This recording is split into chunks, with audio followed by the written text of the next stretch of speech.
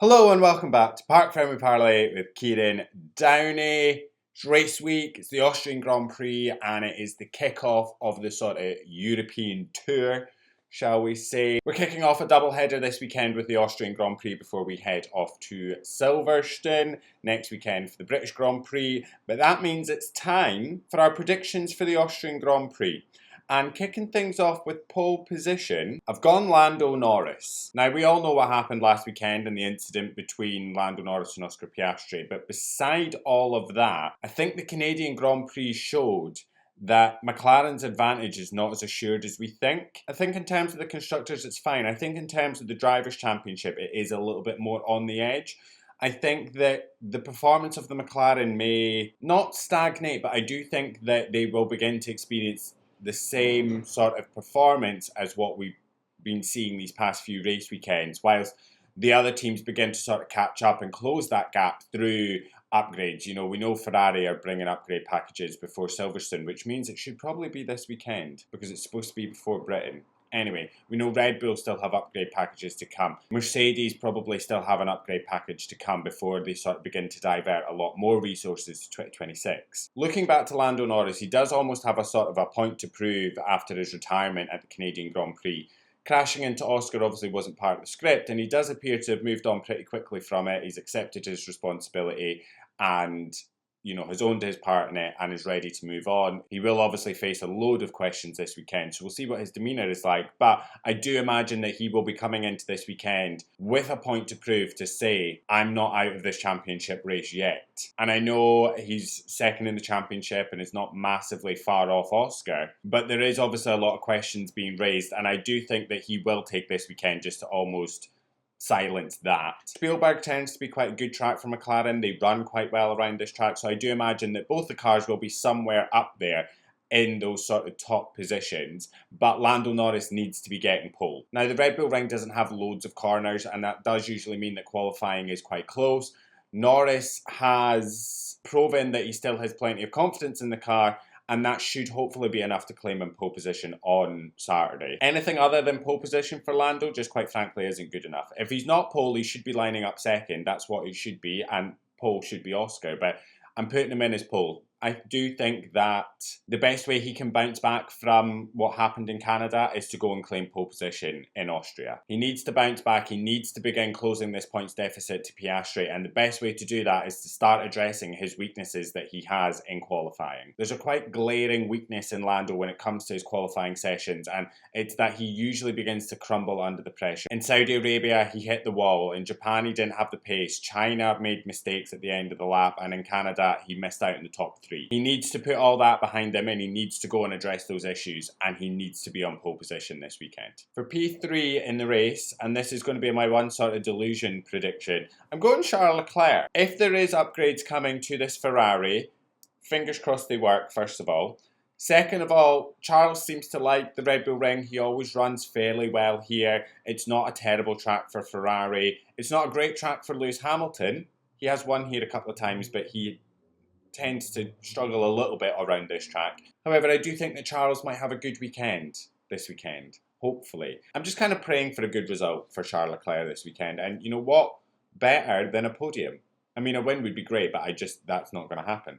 So I do think that hopefully with the upgrades, combined with it being a track that Charles runs quite well at, so I'm just hoping for a good result for Charles Leclerc, and I'll take a P3. I'll take a P3. Now for P2 in the race, I've gone George Russell. I do think that Mercedes will run quite well around this track. I don't think the temperature will be as much of an issue.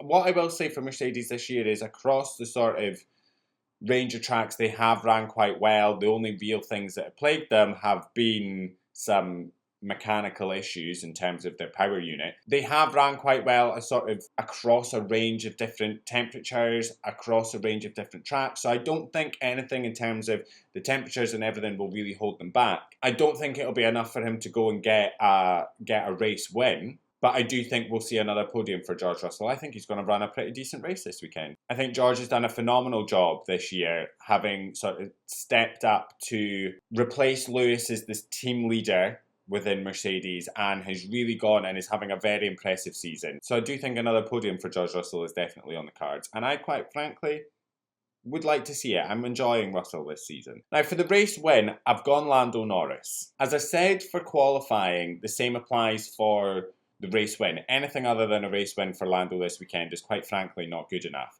He needs to begin closing the deficit to Piastri, like I mentioned, and how better to do that than going and winning the race. If you look back to 2024, he almost won that race until he had that quite unfortunate incident with Max Verstappen. He was in contention for the win. All the signs are pointing that this should be quite an easy race for Lando Norris to go and conquer. We know he has the pace. We know he has the talent. We know he has the skills. We know he has the car. Everything points that he should go and be able to fully conquer this weekend and show why he was the championship favourite, the title favourite when we came into this year. This has to be a race that he wins. Anything other than that, just quite frankly, isn't good enough. Now, for some other predictions, I'm going that we get an Oscar Piastri retirement. I don't want an Oscar Piastri retirement.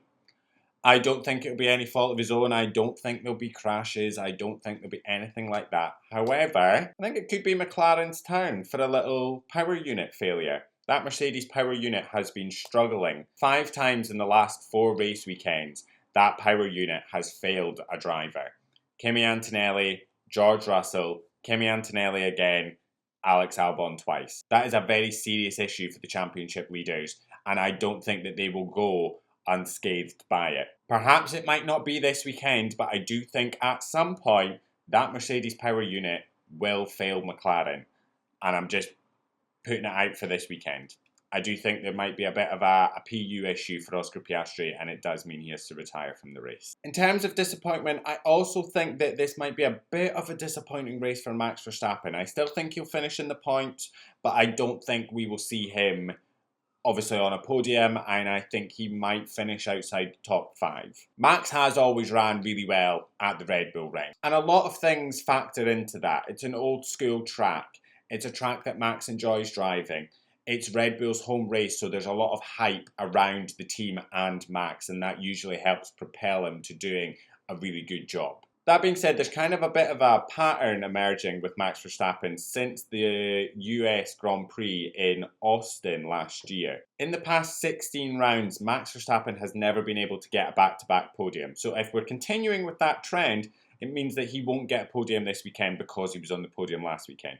That's the woo-woo in it all. You know, the sort of hocus-pocus in it. What am I trying to say? The superstition in it all. I think that's the correct word. Anyway, out with that, I actually don't think the Red Bull Ring is going to suit this iteration of Red Bull cars, the RB21. I don't think it'll be terrible for him, but I do think that that car will struggle around this track and its weaknesses will become a bit more glaringly obvious, and Max won't be able to extract enough out of it to combat the threat of McLaren and Mercedes. You know, Red Bull team principal Christian Horner has said that he fears that his team's own track could expose the RB21's weaknesses of medium speed corners, and that middle sector is medium speed corners. He does expect that McLaren will be a lot stronger, but if that track temperature rises, that will only benefit McLaren. We know how good they are at cooling down their tyres, where other teams really struggle with that. You know, I'm going to say that thing that I was annoyed at that was getting said all of last weekend. You can never count Max Verstappen out, and you know, he might pull an absolute blinder on us, and the home race and the wanting to put in a good show for the fans and the support and the wanting to give a big to everyone that's a doubter to him might propel him, and he might get pole and then go and win the race by an absolute margin. But I've got my spidey senses are saying it might be a bit of a struggle for him. And my final prediction for this weekend is I think we're going to get a Gabriel Bortoleto points. Now listen, ever since Sauber have delivered their first major update of the season, they've been far more competitive than I actually ever thought they would be, and they're no longer sitting at the bottom of the Constructors' Championship. You know, Nico Hülkenberg's putting in phenomenal performances, and Bortoleto isn't that far behind him. You know, he might be a few places behind him, but in terms of the actual timing of it, he's not that far behind him. There's very little between the two drivers. As I said, Hülkenberg has been the main beneficiary of the improvement of the car. He's been scoring points in Spain, Canada, and, you know, Bortoleto hasn't really managed that, but as I said, hasn't been far behind him. And the Brazilian driver's qualifying and his race performances have kind of shown that his first points finish in his F1 career isn't that far away, and it could just be right round the corner. And I'm putting it in for this weekend. He's going to score some points. We're all going to be loving it. But that is everything from us. Let me know your predictions down below in the comments for the Austrian Grand Prix. Enjoy the rest of your day. Love you. Bye.